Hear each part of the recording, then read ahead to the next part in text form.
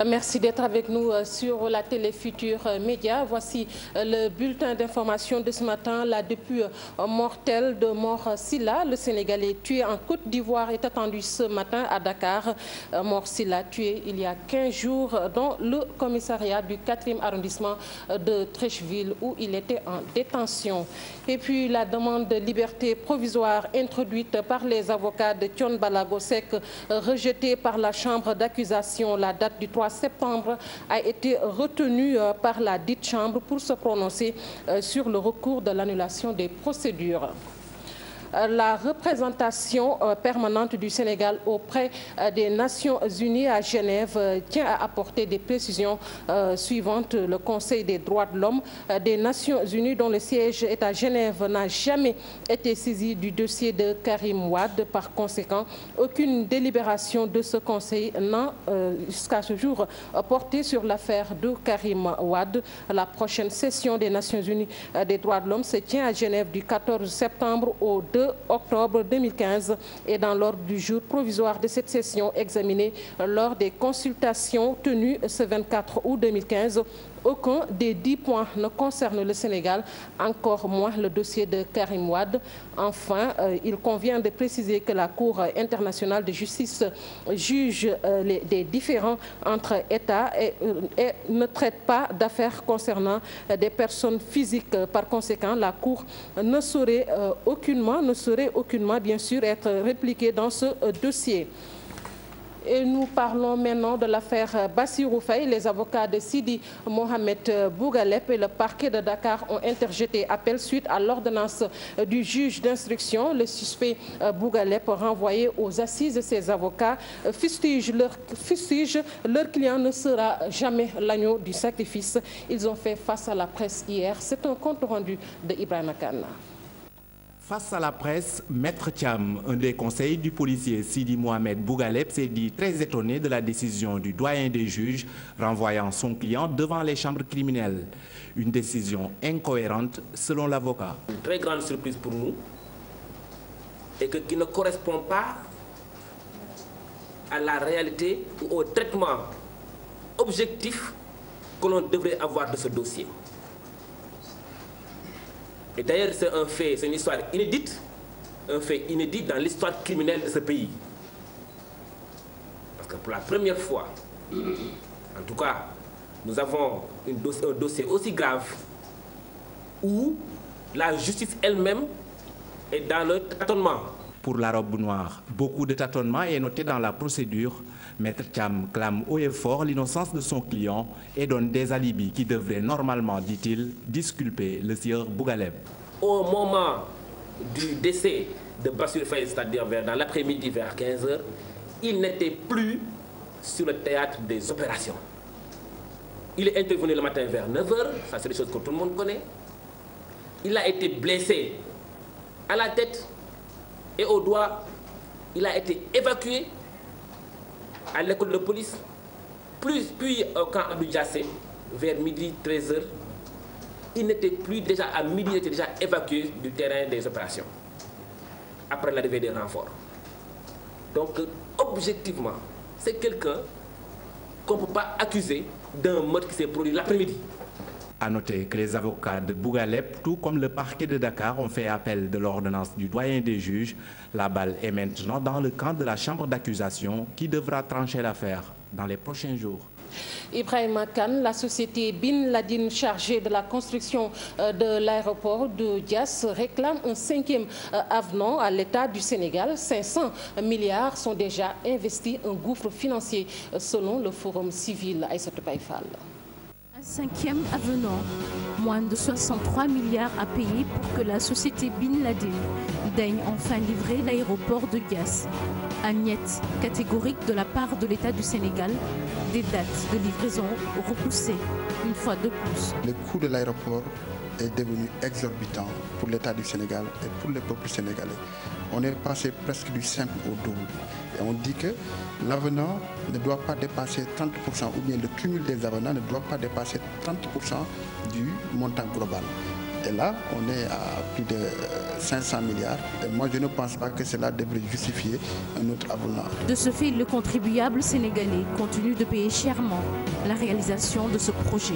C'est collecté à partir des billets d'avion qu'achètent les Sénégalais et les autres nationaux, en tout cas tous ceux qui prennent l'avion. Et nous savons que les deux structures qui étaient chargées de recouvrer cet argent, que sont Sénégal Airlines et les aéroports du Sénégal, sont actuellement dans d'extrêmes difficultés. Chantage ou pas, il appelle l'État sénégalais à ne point céder. Nous disons à l'AIBD et à l'État du Sénégal de ne pas céder au chantage financier de Saoudi Ben Laden Group, parce que c'est excessif. Ils ont donné autant d'argent et là je pense qu'il ne faudrait pas donner de l'argent supplémentaire pour la finition de cet aéroport. Il faudrait, à notre avis, au niveau du Forum civil, que les responsabilités soient situées. Il faudrait que l'État du Sénégal envoie l'inspection générale des finances au niveau de l'AIBD pour qu'on vérifie les comptes, pour qu'on voit où est-ce que l'argent est passé. 85% du projet bouclé, la livraison de l'AIBD tarde toujours, malgré plusieurs prolongations que l'État du Sénégal a dû accepter.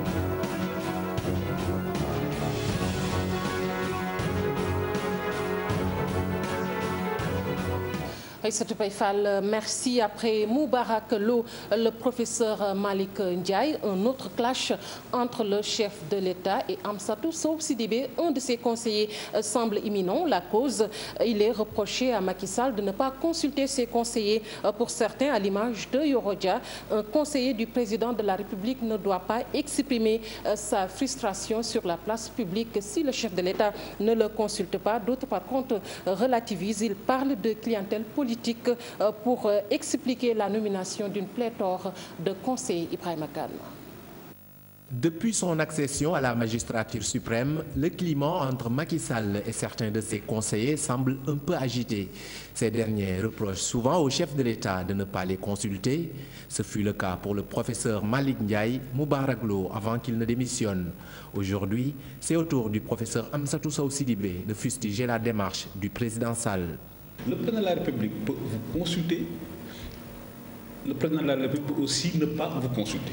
Le président de la République peut suivre ce que vous avez suggéré, il peut aussi ne pas le faire. Mais quel que soit le schéma, quel que soit le cas de figure, vous n'avez pas à en faire un débat public. Si le président vous suit, tant mieux. Si le président ne vous suit pas, aussi c'est pas grave. Vous n'avez pas à dire si le président m'avait suivi ou bien sur telle question, le président m'a suivi. Je pense que les conseillers du président de la République sont soumis à l'obligation de réserve. Un chef d'État doit-il nommer des conseillers pour ensuite ne pas les écouter? Ce journaliste relativise. Si on est dans une logique de strapontin, on prend les gens pour simplement justifier les salaires, etc. Peut-être.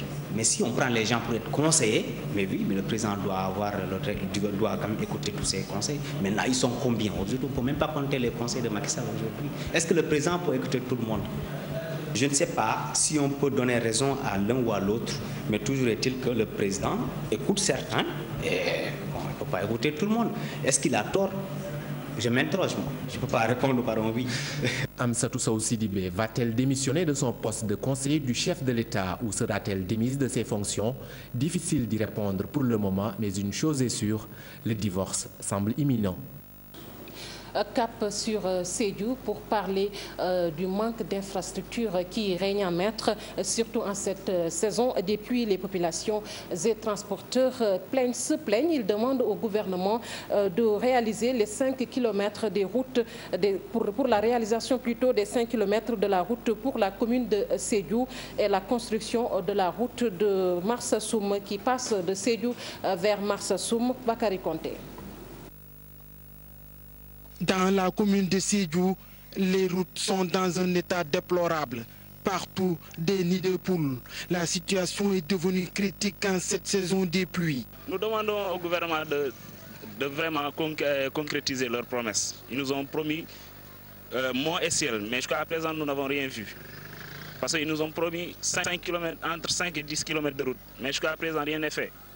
Aujourd'hui, je lance un appel. C'est un cri de cœur que nous lançons, la population de Sédhiou. Mais naturellement, c'est ce que nous implorons et nous tendons la main généreuse à l'État, parce qu'à Sédhiou, c'est la seule voirie qui est praticable. Et le reste, bon, c'est déplorable. Ce qu'on peut demander, c'est que même s'il n'y a pas le luxe, mais le minimum, qu'on nous accorde le minimum, parce que même s'il pleut, on ne peut même pas sortir dans nos demeures. L'axe Sédhiou Marsassoum est aussi impraticable et pourtant le gouvernement avait annoncé que cette route sera faite, mais jusqu'à présent, aucun tracteur sur les lieux. La route est très mauvaise.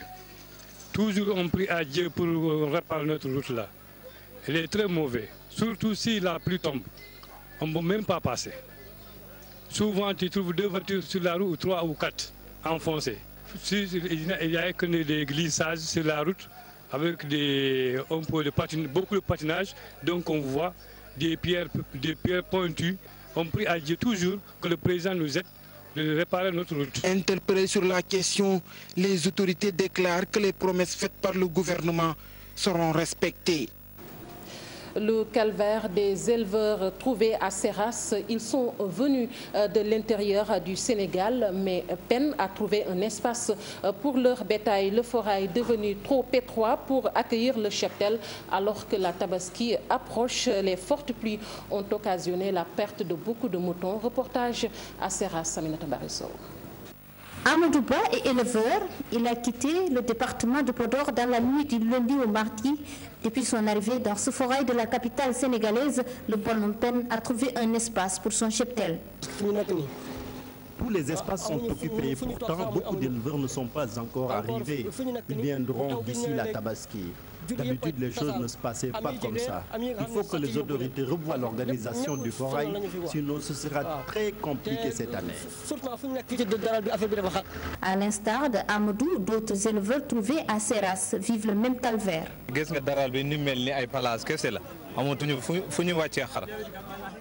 Regardez, je suis là depuis l'aube, mais c'est très compliqué. Nous ne trouvons pas d'espace pour notre bétail. Et avec cette situation, s'il y a la pluie, nous perdons nos moutons.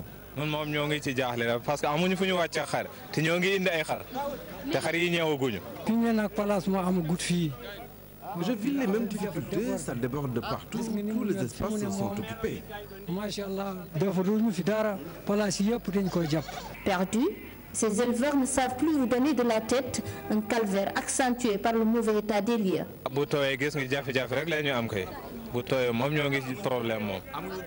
Voyez vous-même, il y a des éleveurs qui ont perdu des moutons. Et tout ceci relève du manque d'espace. Nous nous entassons sur ce petit espace avec nos bétail. C'est invivable.